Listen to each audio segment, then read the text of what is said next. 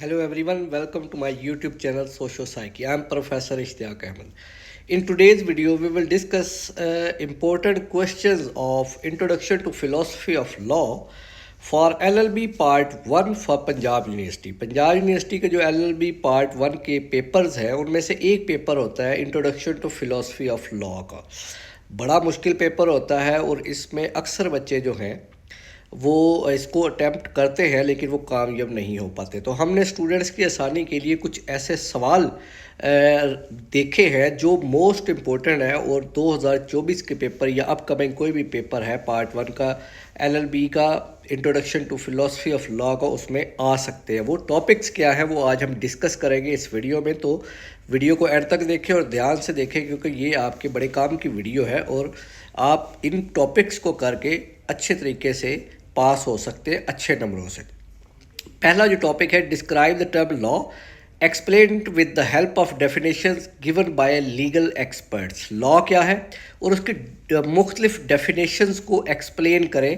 वो डेफिनेशन जो legal experts ने दी हैं या लीगल जुरिस्ट्स ने पेश की है या लिखी है या लॉ किस तरह से वो डिफ़ाइन करते हैं उनको एक्सप्लेन करना है। ये 20 नंबर का एक सवाल है। अच्छा, थोड़ा सा मैं आपको बता दूं कि ये पेपर जो है वो 100 नंबर का होता है और इसमें से आपको 5 सवाल करने होते हैं। 10 सवाल टोटल आते हैं, 5 आपको अटैम्प्ट करने होते हैं और 20 नंबर का एक सवाल, तो टोटल 100 नंबर का ये पेपर होता है। अच्छा, second question is define the civil and criminal law and outline the points of difference between the two. Civil और क्रिमिनल लॉ का डिफरेंस बताना है क्या होता है। Third question is write a detail note on sources of law. Sources of law कौन कौन से हैं उनके ऊपर एक डिटेल नोट लिखना है। Fourth topic is what do you understand by natural law theory, elucidate its salient features, also elaborate its distinction with other laws।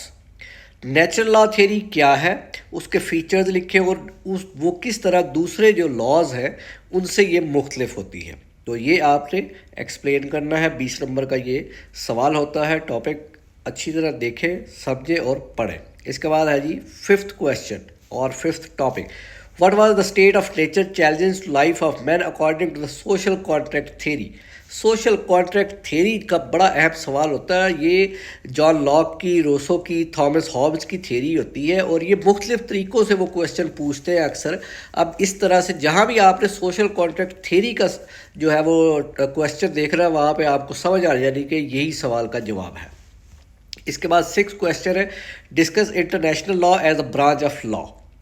Branch of law, international law जो है वो ब्रांच ऑफ लॉ है, उसको आपने explain करना है।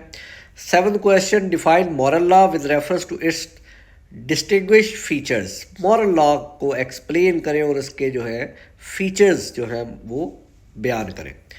8th question what do you understand by the critical theory, explain it with reference to its criticism. Critical theory को explain करना बड़ा अहम सवाल है। इसके बाद है जी discuss in detail imperative theory of law. Imperative theory of law जो है उसको डिस्कस करें डिटेल में। 10th question is write comprehensive note on legal positivism. Legal positivism के ऊपर एक जामिया नोट लिखना है complete.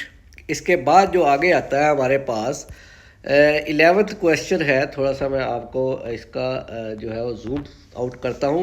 11th question define international law as offshoot of law, also explain how it functions different from national और domestic law। International law को बयान करें किस तरह से ये ऑफ शूट ऑफ लॉ है और इसके मुख्तलिफ फंक्शंस को नेशनल और डोमेस्टिक लॉ को जो है उनका डिफरेंस लिखना है। ये पूरा सवाल है, टॉपिक है। 12th question is write comprehensive note on primary and secondary sources of law, also discuss the status of precedent with reference to sources of law.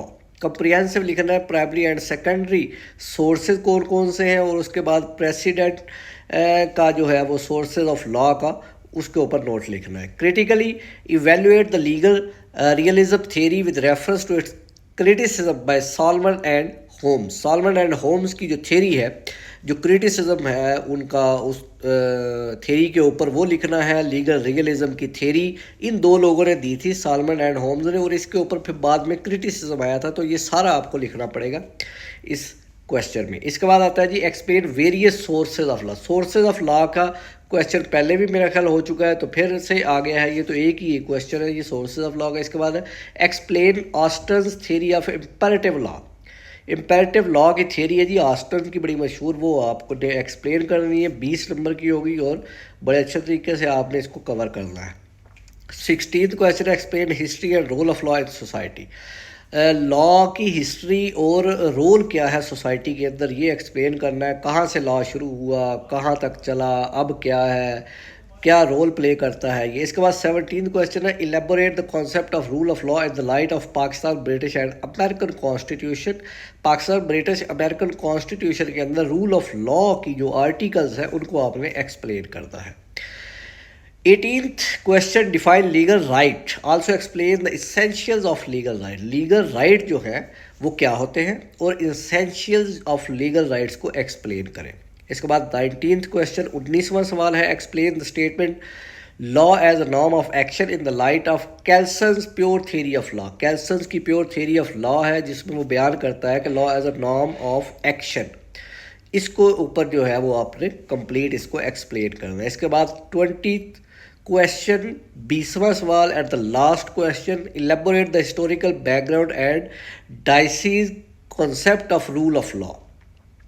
Rule of law का जो डाइसी का कॉन्सेप्ट है उसको आपने लिखना है, उसका हिस्टोरिकल बैकग्राउंड। तो ये 20 सवाल है। अगर आप इन टॉपिक्स 20 टॉपिक्स को या 20 सवालों को अच्छी तरह करेंगे तो मैं उम्मीद करता हूँ कि आपका जो फ़िलासफ़ी ऑफ लॉ का पेपर है वो बड़ा बेहतरीन होगा और आप सारे सवाल अटैम्प्ट कर लेंगे और आप इसमें से बड़े अच्छे नंबर लेंगे। तो दोस्तों के साथ शेयर करें, लॉ स्टूडेंट्स के साथ शेयर करें ताकि उनका भी इसमें फ़ायदा हो सके और वीडियो को लाजमी शेयर करें, चैनल को सब्सक्राइब करें ताकि जितने जो है स्टूडेंट्स हैं उनको फ़ायदा हो सके। Thank you very much.